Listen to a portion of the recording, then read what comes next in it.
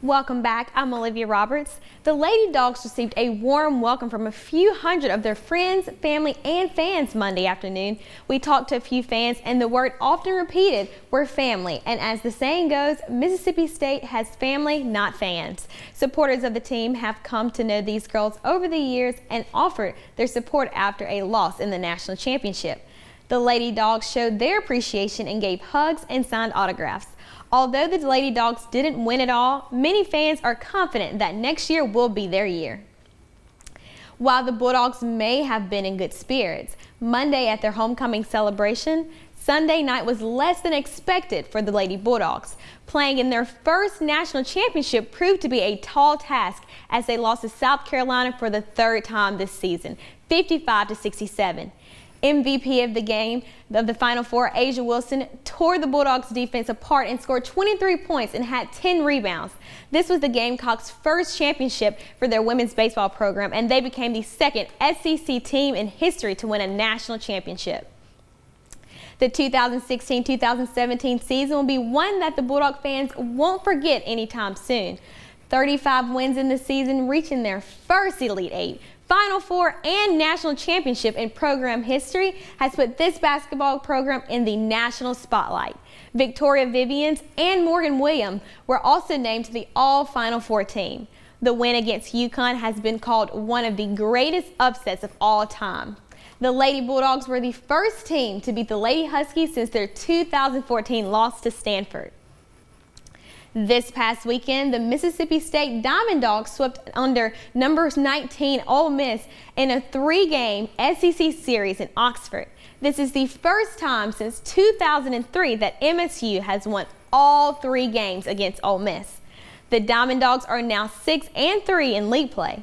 Head coach Andy Cannizaro said the crowds were great and there was so much energy in the ballpark. We won 3 games and we did it in 3 different ways, in his quote. The 5 pitchers, Jake Mangum, Cole Gordon, Graham Ashcraft, Riley Self, and Spencer Price, allowed 4 hits, 4 walks, while striking out 5. Brent Rooker continued his hot streak this past weekend and was awarded SEC Player of the Week. This past week, Rooker recorded 17 bases and had a slugging percentage of .00.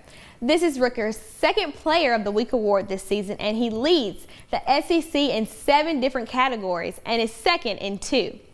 Rooker helped lead MSU to a 4-0 week and looks to help State stay on their hot streak headed into Super Bulldog weekend.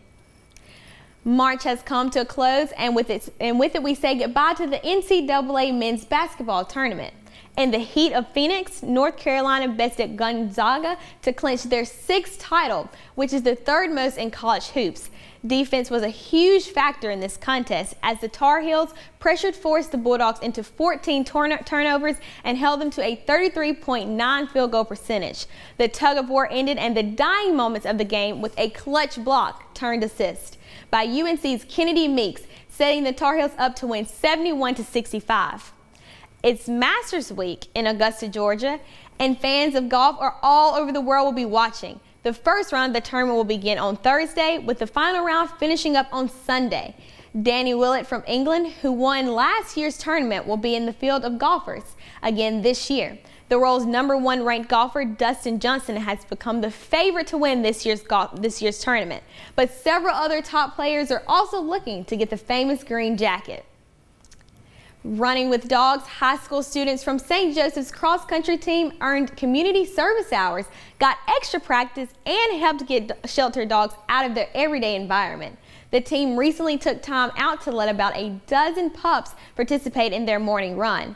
Stacy Silva, coordinator of Santa Barbara County Animal Services, recently saw a Facebook post from head coach Luis Escobar's page about upcoming practices and thought it would be great to include the dogs. Since Coach Escobar is a known dog lover, he took advantage of the opportunity before allowing the students to head out for a mile-long run. They were each paired with a dog partner. That's all I have in sports for you today. Back at the desk.